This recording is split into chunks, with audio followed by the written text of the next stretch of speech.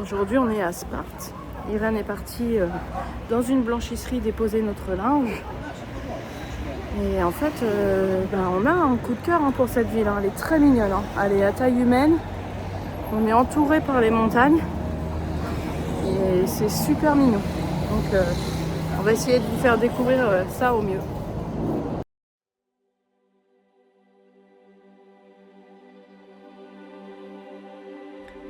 Bienvenue à toi sur notre chaîne de voyage. Nous sommes une famille de 3 filles. Moi, Noémie, ma femme Irène et notre fille Rosie.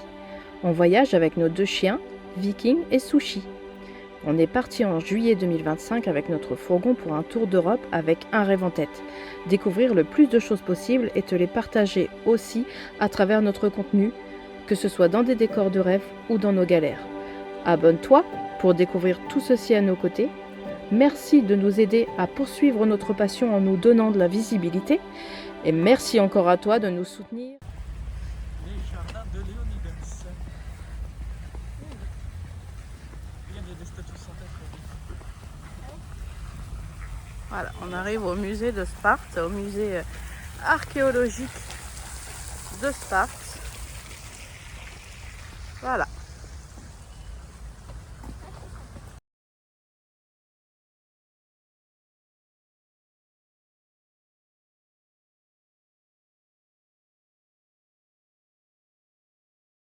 On est dans le musée de Sparte et c'est trop joli en fait.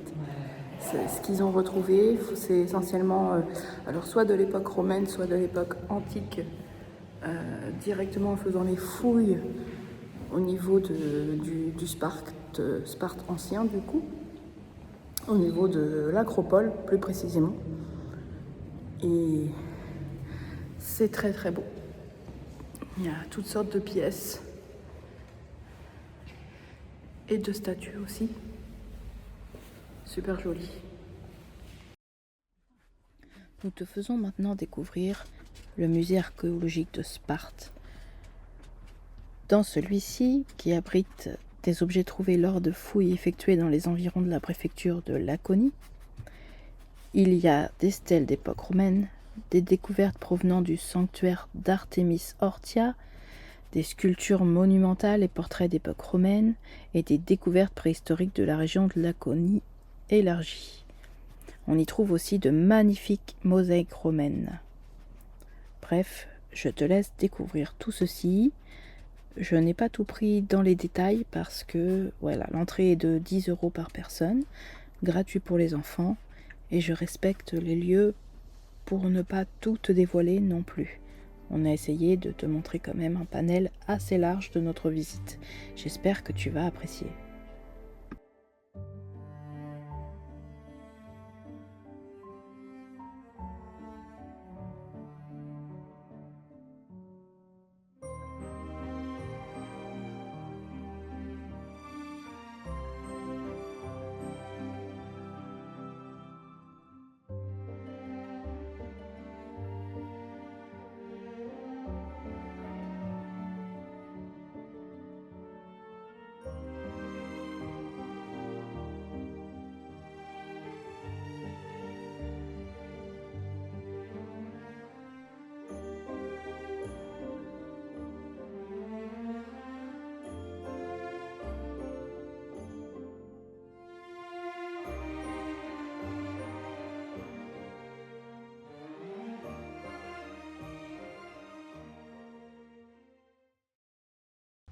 Je crois que ça reste ma pièce préférée ici, la mosaïque qu'ils faisaient à l'Antiquité.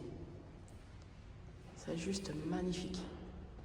C'est incroyable. Voilà.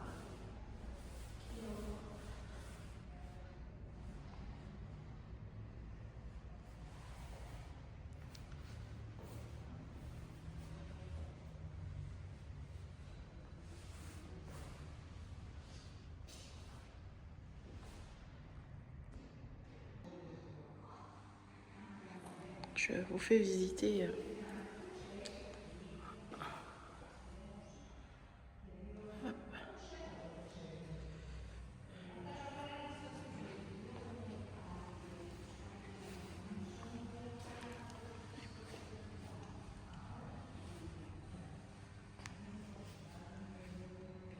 Ah, il y a plein de petites choses à voir, ce musée est bien sympa. Donc là, on voit qu'on arrive à l'époque romaine.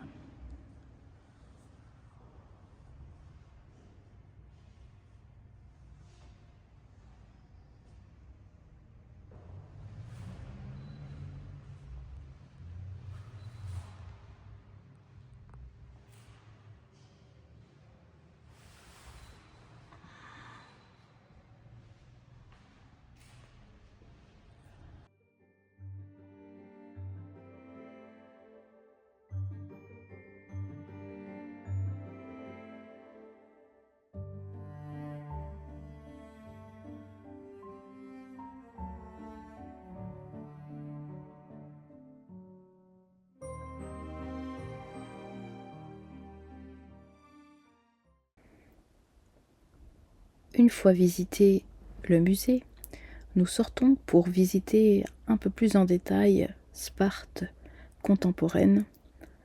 Nous nous commandons à manger dans un restaurant en attendant que notre linge finisse de sécher dans la blanchisserie.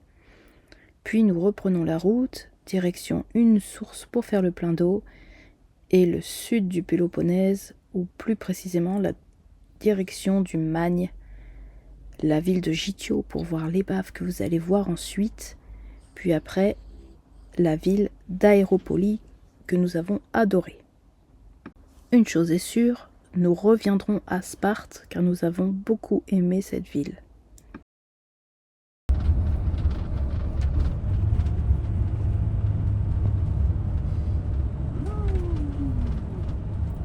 Je crois que ce qu'il y a dans tes cagettes donne envie.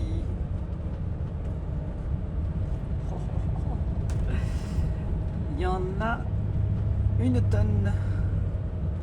Il y a de quoi faire.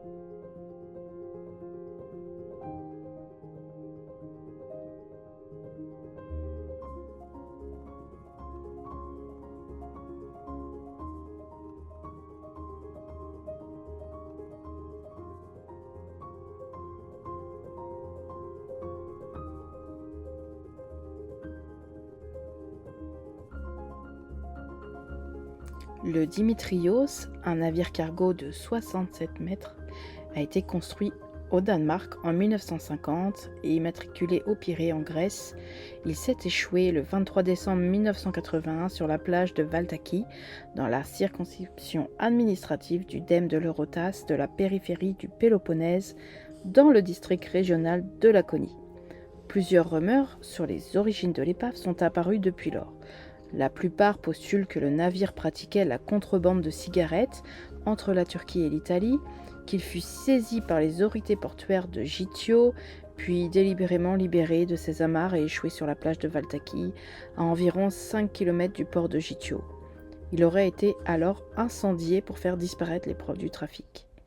L'autre rumeur, moins répandue, évoque un bateau fantôme, mais on pense bien qu'il s'agit de la première rumeur.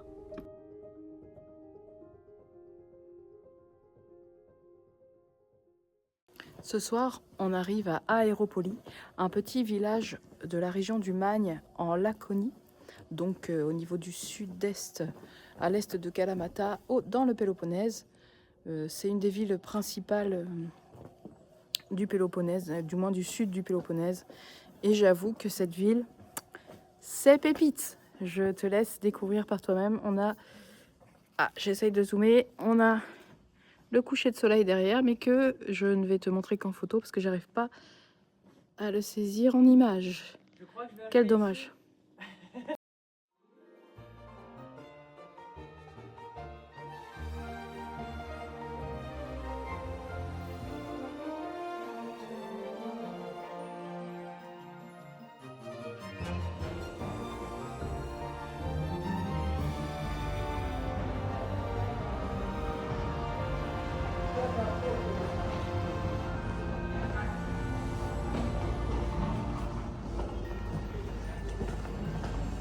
Regardez-moi la beauté de ce village.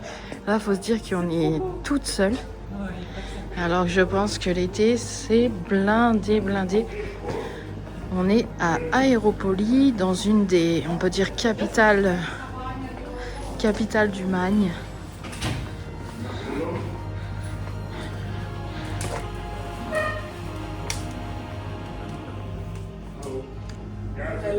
Yassas.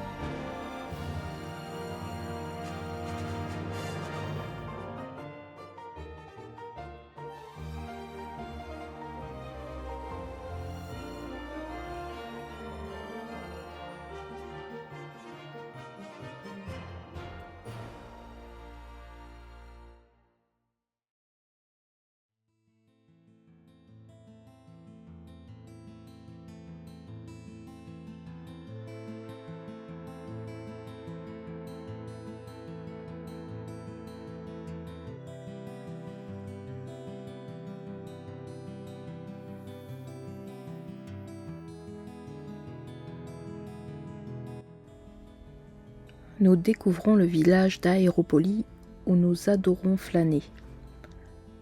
La température douce nous fait oublier que nous sommes au mois de décembre, car il fait environ encore 15 degrés dans les rues et il y règne une ambiance très paisible. Les gens sont plutôt accueillants, il y a peu de monde et encore une fois on se sent extrêmement chanceuse car on comprend que c'est un village très touristique et que l'été il doit y avoir foule ici. On est presque seul au monde et on apprécie ce moment jusqu'à la tombée de la nuit.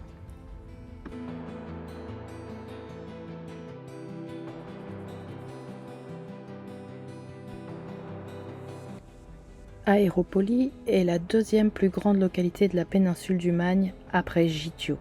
Jusqu'en 2010, le village était le siège de l'ancien dème d'Oïtilo, ayant fusionné depuis avec ses voisins pour constituer le dème du Magne oriental, dont Aéropolis est devenue la capitale historique. Aéropolis revendique l'honneur d'avoir été la première à brandir le drapeau de l'insurrection lors de la guerre d'indépendance grecque dès le 17 mars 1821.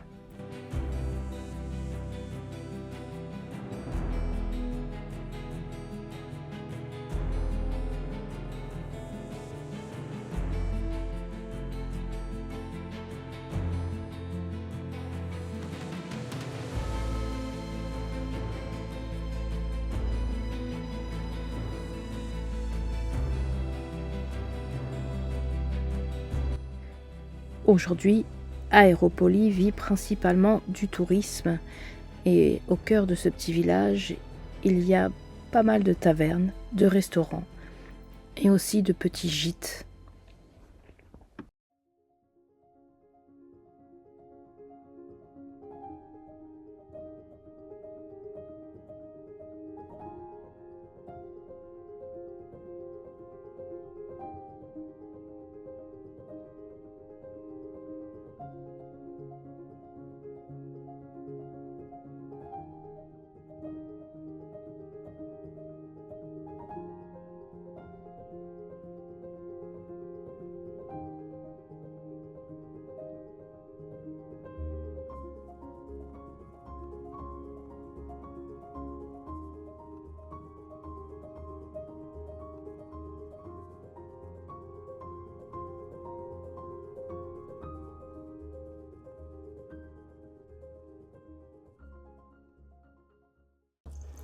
Alors là, on est le jeudi 11 décembre et on se réveille aux abords d'Aéropolis.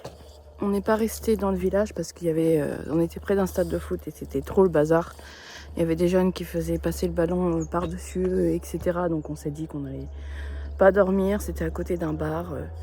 Donc on est revenu à notre emplacement initial que j'avais repéré dans la journée, dans des petits sentiers où on était à côté d'un cimetière et d'une petite chapelle. Et en fait, on n'a pas trop bien dormi parce qu'il y a eu plein d'aboiements et des hurlements qui font penser à des loups. Hier soir, Irène a sorti le chien et elle est revenue en courant parce qu'en fait, on a entendu que les hurlements s'intensifiaient, mais comme si on voyait rien dans la nuit noire et que c'était tout autour de nous. Alors au début, on s'est dit c'est des chiens errants. Et en fait, ça faisait pas vraiment chien. Du coup, on a fait une recherche sur internet et on a découvert qu'il y avait des loups sur le Péloponnèse. Donc on pense que parmi nous, là, il y a des loups. Donc voilà quoi. Du coup, on a attendu le jour pour ressortir du fourgon.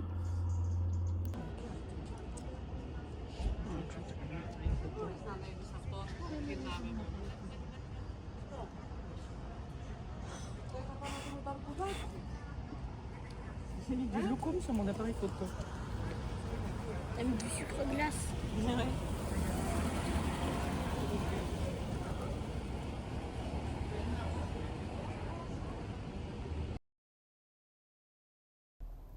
Le lendemain matin, on en a profité pour faire quelques petites emplettes encore dans ce petit village. Irène a voulu aussi acheter des cartes postales et des timbres avec Rosie. Et nous avons de nouveau un peu fait le tour des rues parce que nous avons eu beaucoup de mal à quitter ce village. Nous en sommes pourtant partis parce que le stationnement pour les véhicules aménagés est très compliqué. Il n'y a qu'une place au centre du village, comme je l'ai expliqué, où il y a un terrain de foot et beaucoup d'agitation, de tavernes autour. Nous, ce n'est pas notre but, on a visité, mais ce qu'on veut, c'est du calme, pouvoir se reposer et surtout se sentir en sécurité dans notre fourgon. Nous avons donc quitté ce petit village.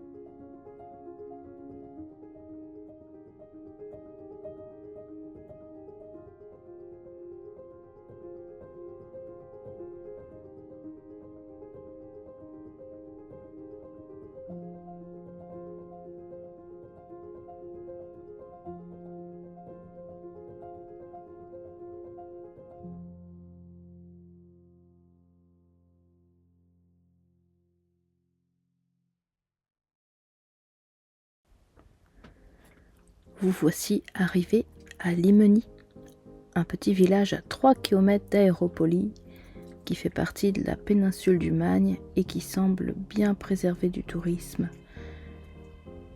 C'est un petit village pittoresque de pêcheurs que nous avons apprécié contempler lors de notre prise de repas. Une pause bien méritée à contempler cette eau turquoise que je vous laisse admirer.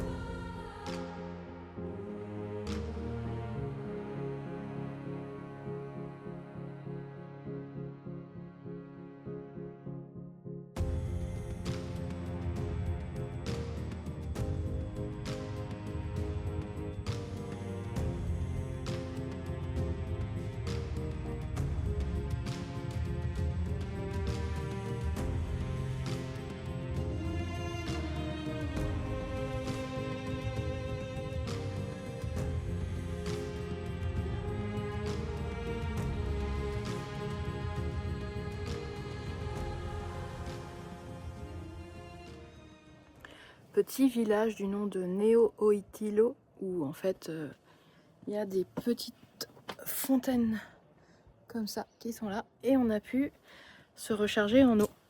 Et là, vous voyez, on va aller voir parce que c'est juste trop beau. On est toujours sur la côte du Magne. Donc on va chercher un endroit pour se poser si possible de jour parce que on est un peu fatigué.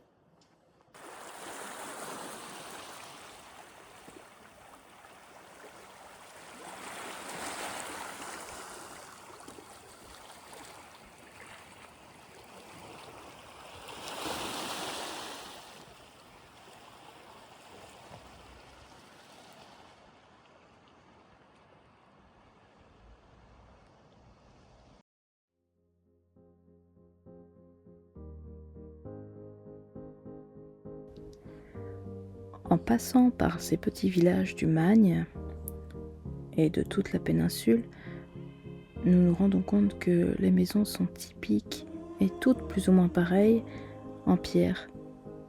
Alors nous, Français, ça nous fait penser, quand on connaît un petit peu certaines régions, notamment la Dordogne ou la Creuse, ou quelques petits villages d'Auvergne, ça nous y a fait penser un petit peu.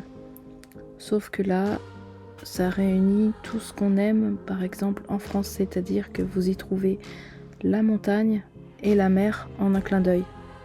Vous avez tout. Et c'est vrai qu'on se demande à chaque fois qu'est-ce qu'ils ont de plus, qu'est-ce qu'ils auraient besoin de plus dans ces villages.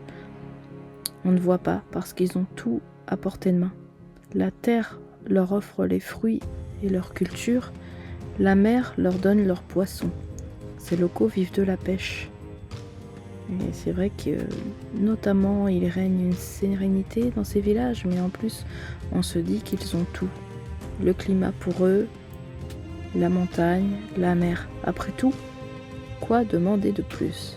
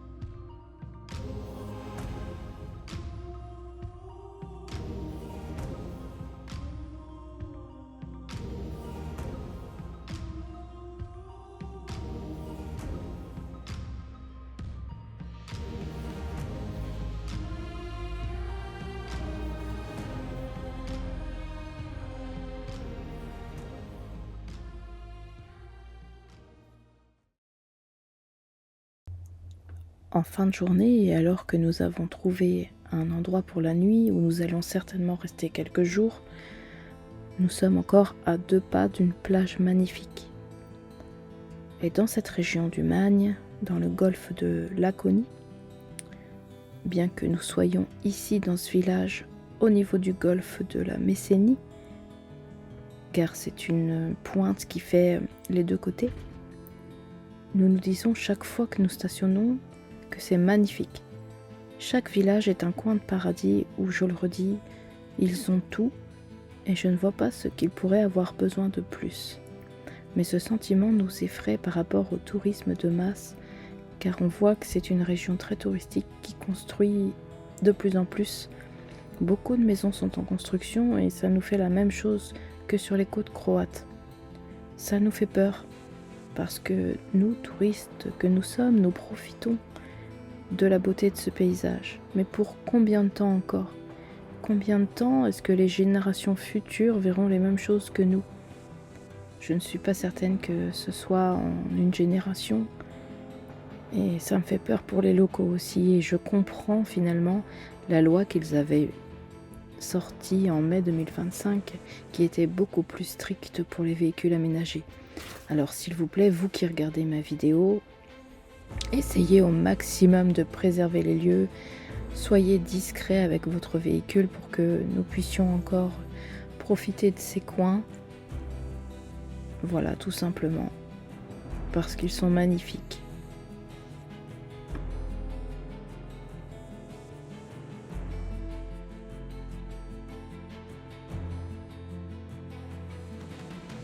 C'est sur cette réflexion que ma vidéo va se terminer aujourd'hui. Je te remercie encore une fois de m'avoir écouté. N'hésite pas à t'abonner si ce n'est fait. Et on se retrouve très bientôt car nous visitons beaucoup comme tu peux le voir. J'espère que tu apprécies le contenu que nous te proposons. N'hésite pas à commenter, à liker. Et je te dis à très bientôt dans une prochaine vidéo.